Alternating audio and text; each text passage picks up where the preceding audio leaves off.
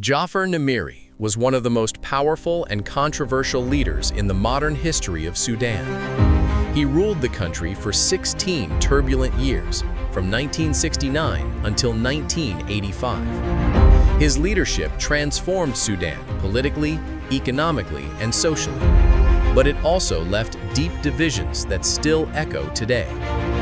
Jaafar Mohammed Nimeiry was born on April 26, 1930 in Omdurman. At the time, Sudan was under joint British and Egyptian control. Like many young men of his generation, Nimeiry chose a military career. He enrolled in the Sudanese Military College and trained as an officer. The military would become his path to power. In the 1960s, Sudan struggled with political instability. Civilian governments rose and fell rapidly. Economic problems worsened across the country. There was also growing conflict between northern and southern Sudan. Many officers believed only the army could restore order. Inspired by Arab nationalism and the ideas of Gamal Abdel Nasser, Nimeiry began planning change. On May 25, 1969, he led a military coup. The civilian government was overthrown without major resistance.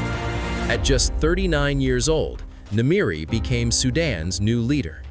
He promised revolution, unity, and socialism. In his early years, Nimeiry aligned Sudan with socialist policies. Banks and major industries were nationalized. Political parties were banned. A single ruling party controlled the state. He formed close relations with Egypt and the Soviet Union. Sudan appeared to be moving firmly into the socialist camp. However, unity within his regime did not last long. In 1971, a group of communist officers attempted a coup against him. For a few dramatic days, Nimeiry was removed from power, but loyal forces quickly restored him. After regaining control, he executed the coup leaders. This event deeply changed him. He began distancing himself from communism. Over time, he shifted Sudan's foreign policy toward the West. By the late 1970s, he had built strong ties with the United States. He also developed a close relationship with Egyptian President Anwar Sadat. Sudan became an important regional ally for Western interests. Despite foreign support, internal challenges remained serious. The conflict between northern and southern Sudan had never fully disappeared. In 1972, Nimeiry signed the Addis Ababa Agreement. The agreement granted autonomy to southern Sudan. For a decade, the deal brought relative peace. Many saw it as one of his greatest achievements. But economic difficulties continued to grow. Inflation rose sharply. Public dissatisfaction increased. Corruption allegations surrounded members of his government. Facing pressure, Nimeiry searched for new political support. In 1983, he made a dramatic decision. He introduced Islamic Sharia law across the entire country. These laws became known as the September Laws. Alcohol was banned nationwide. Strict punishments were introduced for certain crimes.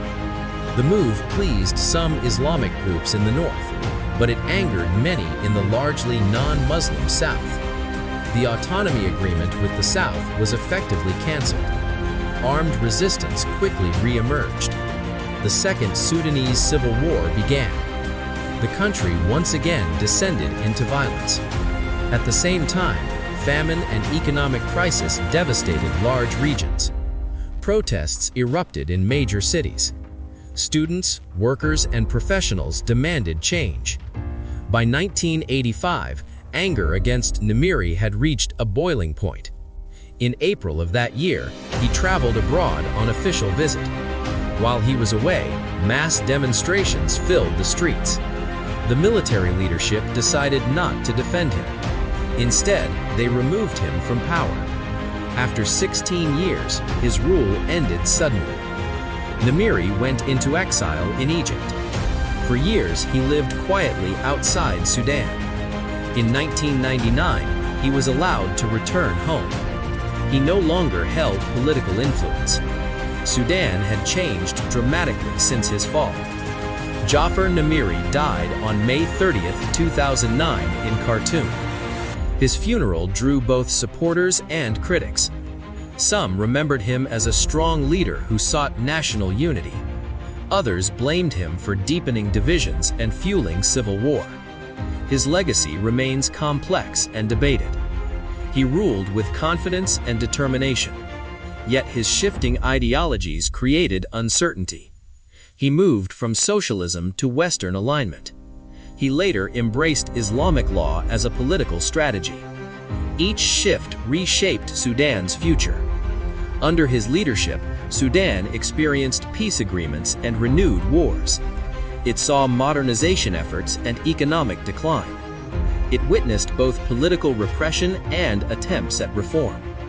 Jaafar Nimeiry's story is ultimately one of ambition and power. It is also a story of a nation struggling to define itself. His years in office left marks that Sudan continues to confront. Whether viewed as a reformer or an authoritarian ruler, Jaafar Nimeiry remains one of the most significant figures in Sudanese history.